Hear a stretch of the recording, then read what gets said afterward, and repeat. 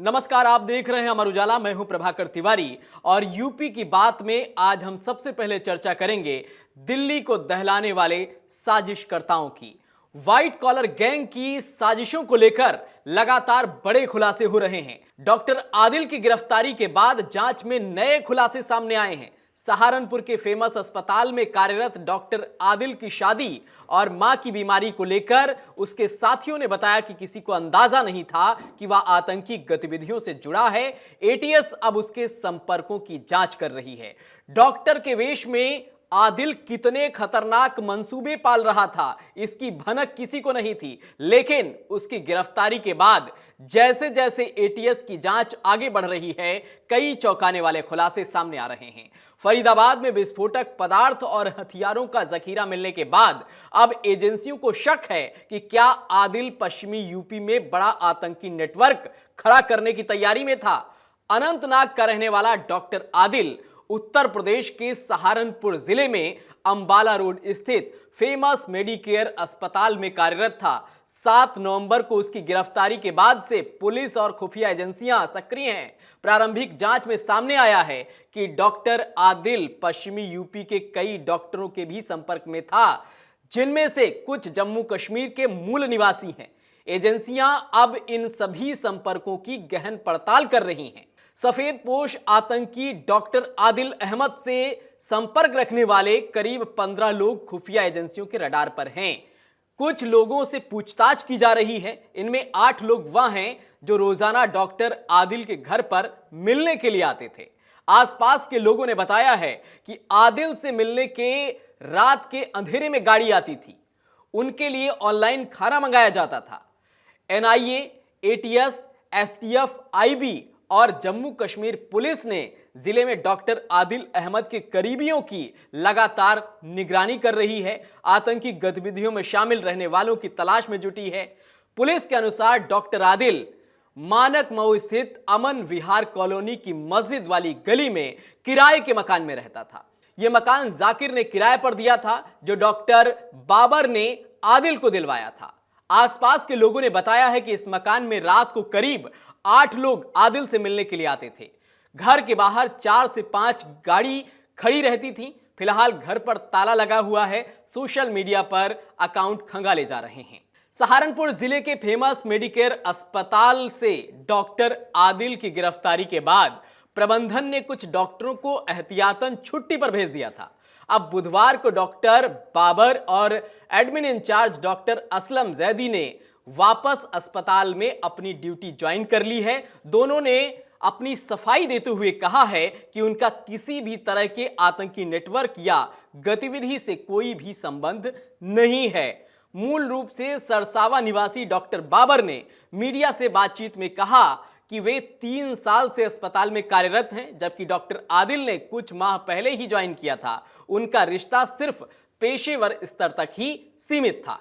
Doctor Babar ने कहा है कि हम डॉक्टर की शादी में भी गए थे, ये नहीं जानते थे कि वह आतंकी निकलेगा। हमें 4 नवंबर को शादी का निमंत्रण मिला था।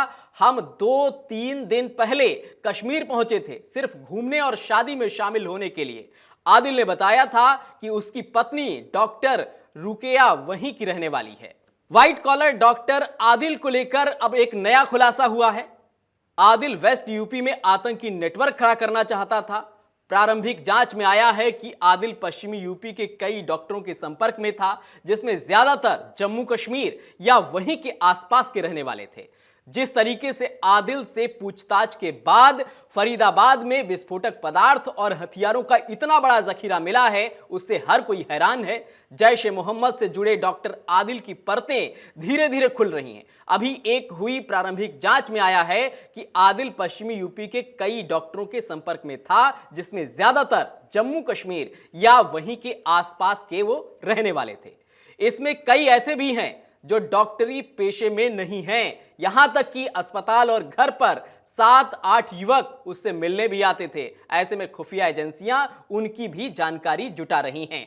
अब बात करते हैं संदिग्ध आतंकी की लिस्ट में गिरफ्तार हो चुकी डॉक्टर शाहीन की। दिल्ली धमाके के मामले में गिरफ्तार संदिग्ध डॉक्टर शाहीन ने प्रयागराज के मोतीलाल नेहरू राजकीय मेडिकल कॉलेज से एमबीबीएस की पढ़ाई की है। मेडिकल कॉलेज के सूत्रों के मुताबिक डॉक्टर शाहीन ने 1996 बैच में एमबीबीएस में दाखिला लिया था। एमबीबीएस की पढ़ाई और इंटर्नशिप 2002 में पूरी की थी। Doctor Shaheen medical college campus के गर्ल्स हॉस्टल में ही रहती थी। सूत्रों के मुताबिक शुरुआत से ही उसका अपने साथियों से ज्यादा मेलजोल नहीं था। एमबीबीएस की पढ़ाई पूरी करने के बाद डॉक्टर शाहीन ने फार्माकोलॉजी में एमडी की डिग्री हासिल की थी।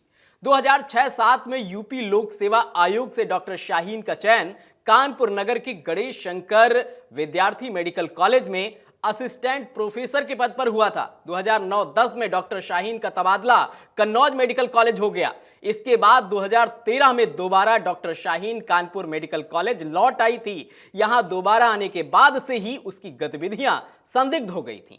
वह कुछ देश विरोधी तत्वों के संपर्क में आ गई थी। इसके बाद लगातार नौकरी पर मौजूद न रहने के कारण 2021 में सरकार ने उसकी सेवाएं समाप्त कर दी।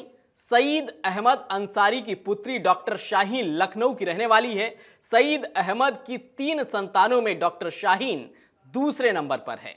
अब बात करते हैं अगली खबर की, जो कि मथुरा से है। मथुरा के बाद गांव में स्थित श्री हित हरिवंश महाप्रभु की जन्मस्थली के गर्भगृह में दर्शन करने पहुंचे संत प्रेमानंद महाराज की आंखों से अश्रुधारा बही तो भक्त भी भाव विभोर हो गए। श्री हित हरिवंश महाप्रभु का निवास बाद ग्राम मथुरा के हाईवे पर स्थित है। यही श्री हित हरिवंश महाप्रभु राधा वल्लभ संप्रदाय के संस्थापक की जन्मभूमि मानी जाती है। यहाँ एक पौराणिक वट वृक्ष के नीचे महाप्रभु का जन्म हुआ था और यही स्थान वर्षों से राधा वल्लभ वैष्णव संतों की तपोस्थली माना जाता है। दर्शन का भावपूर्ण विवरण संत प्रेमानंद महाराज के आगमन पर उन्होंने गर्भगृह में श्रीवंशी अवतार हित हरिवंश के दर्शन किए। दर्शन के समय भाव विभोर होकर उनकी आंखों से आंसू बह निकले, जिसे भक्तों ने भक्ति की सर्वोच्च अवस्था के रूप में देखा।